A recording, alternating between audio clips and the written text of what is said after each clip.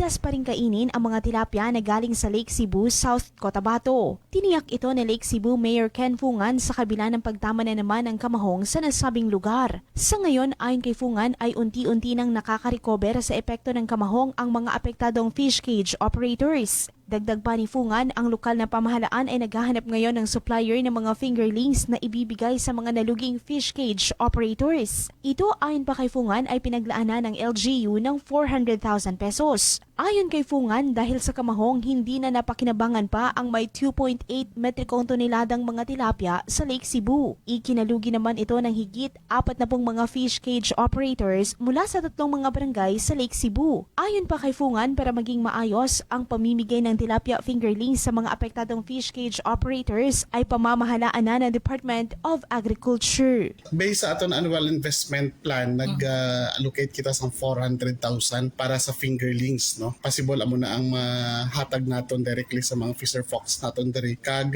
nagapangita pa kita sa pamagi since ang ini nga natural kalamidad nga ini wala naton na anticipate. Kag una naigo kita kalinog, baha, kag karon may fish kill naman kita. Nagapangita kita sa other source kung ano nababuligan ang mga fisher folks. Si Lake Cebu Mayor Ken Fungan. Grace Toreta, NDBC, Bida Balita.